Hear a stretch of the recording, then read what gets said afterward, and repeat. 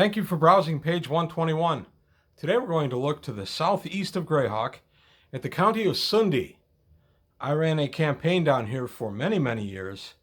Campaign ran probably close to 15 years, where I started the characters out at 0 level and then had them progress through, and eventually they fought a rebellion and overthrew the Elven King, the Elf King, who had gone insane, and they were able to displace him from the throne. So that was just kind of a closed area to run the campaign, and that's actually why I chose it. It's kind of a Greyhawk bottle episode, if you will, because you're very contained down there. You have hills on many sides. You've got the vast swamp to the south, the Rearwood boarding you in on another side. So it's very isolated, and it's not very large. And there's lots of monsters because of the hills and the forests and the vast swamp. So it's a great place to actually take a campaign. I really enjoyed my Sunndi campaign. The information from today's stuff is going to be coming from the 1983 boxed set, which is where this Darlene map came from, and then I'm going to supplement it with a little bit of information from the 92 from the Ashes set. When I develop a new area in Greyhawk, for when I'm going to be running something, and maybe in an area I haven't run a ton, I actually go to both those box sets because I want to see what each has to say. Also, my Greyhawk underwent a war in the late 80s that I based on the War from the Court of the Rogue novels, which also was some of the inspiration for From the Ashes. So a lot of the stuff I did in my game was dovetailed nicely with what was officially published a few years later in From the Ashes. So it's actually worked out very well. So starting out in the 83 book, we hear that Sunndi is a county and it's a member of the Iron League.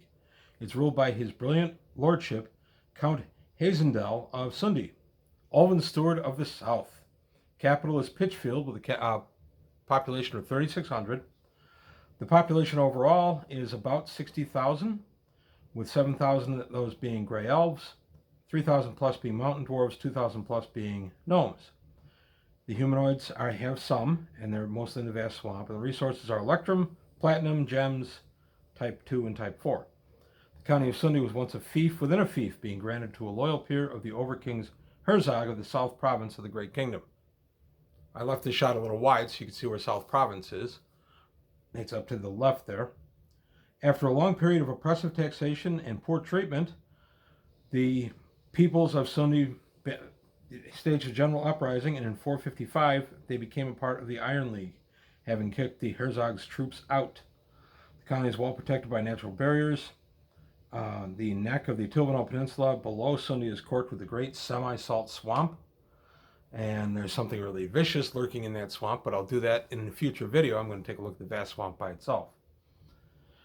The county benefits from its natural resources, which include agriculture, and from trade, overland with ID and by sea with Duxon. Duxon is to the east of Sunndi and the Airdrie Sea. ID is just to the west of Sunndi, directly past the Rearwood. The Sunndi hillmen employ slings and morning stars, while the men of the interior prefer crossbows and bardishes. Except for the nobles and their equerries, Sunndi horses medium or light and not numerous in any event, as they rely upon their confederates to the west in ID to provide cavalry. So Sunndi itself, the old book in 83 would just tell us a lot of the stuff about a little bit about the economy, but more about the actual standing armies available, rather than going into a tremendous amount of detail. The book in 92 did a little bit more detail and updated it with the events in From the Ashes. So what we find from the Ashes is Sunndi has managed to remain free. The threat from the north has been replaced by the Scarlet Brotherhood, whose advisors were dispatched just in time to prevent Sunndi from falling to the Scarlet Brotherhood the way Anwal and ID did.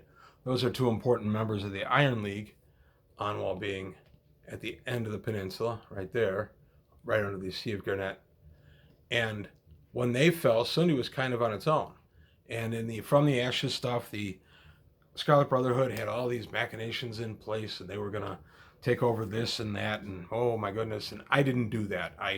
My Greyhawk did not have the Scarlet Brotherhood have nearly the success that was had in the official Greyhawk stuff, simply because it didn't make a ton of sense to me. But I do have them as bad guy boogeymen. The Scarlet Brotherhood is also down here just to the south past the vast swamp. That's the Tuvano Peninsula, and there's the Scarlet Brotherhood right there. But they are mostly a sea power in this area because of the mountains that block off the peninsula. But back to Sunndi. Sunndi is notable for the harmony between the different races who live there. The Grey Elven Lord of Sunndi is careful to take plentiful advice, not just from his own people who prowl the woodlands, but from gnomes and mountain dwarves. Sunddi's economic position is difficult because of the problems of exporting wood, materials, metals, and ores, which it can offer for trade. It's very isolated now that ID has been subverted, and conducts only minimal trade with old Erde cities. Trade with Dullstrand and especially Red Ralastra is on the increase.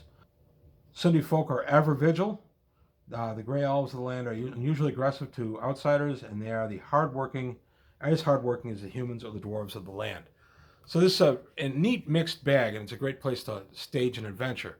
Because you have so many different races available here, the player characters will be able to choose from pretty much whatever they want. I even had a drow in the campaign that I ran. So the county of Sunndi itself lends itself to lots and lots of demi-humans being around, so you have lots of choices there. It has neighbors to the north, east, and west, and south actually, all of whom could be hostile to it, and yet it sits in its own little pocket, and it keeps being a comfortable place to live. The difference I did there in the campaign that I ran, that campaign ran about 15 years. And I still do games of it now and again, I just don't do it as a standing campaign anymore. But the campaign started with them as brand new first level characters exploring the areas, and culminated with them overthrowing the mad elf king who had gone a little drunk with power, maybe a magic item tilted him, who knows.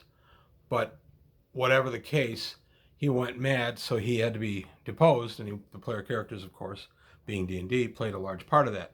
That was a campaign that I ran.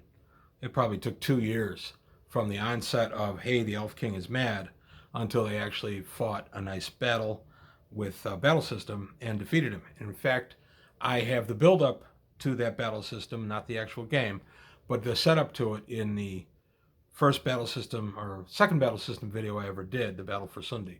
So take a look at that. It's in my old archives. But it's a fun little look at how we set up the battle. But Sunndi is nice and isolated. It can be its own little bottle episode, if you will. Yet it has plenty of things around it for adventure. It's a really good place for your characters to adventure. It's right there with the Cairn Hills. It's just kind of a bigger version of the Cairn Hills. And you can pretty much plunk whatever cities or little towns you want in here. And I wouldn't put more than one city, because you have Pitchfield, and that's the capital. But you might want to do a city to the south that maybe guards against the vast swamp. And I did some adventures where they entered the vast swamp, but they didn't go very far. And there's something really nasty lurking in the vast swamp. Most viewers know what I'm talking about, but I'm going to save that for the video I'm going to do on the vast swamp, which will be sometime in the very near future.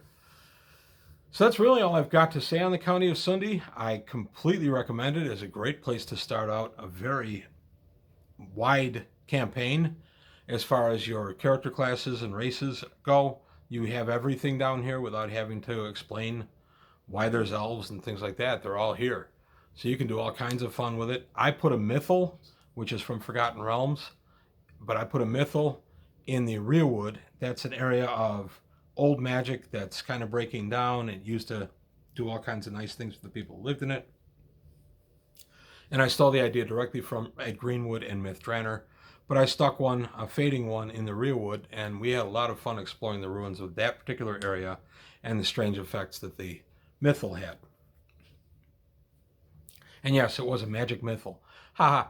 But that's it. That's all I've got today on the County of Sunndi. Good place to visit, good place to live. I absolutely recommend adventuring there. And maybe you will. Maybe leave some comments. Maybe you've adventured there before. Maybe you're planning on it soon. Let me know. That's all I've got today from page 121. I want to thank you for your time. Thanks for watching, and I'll see you next time.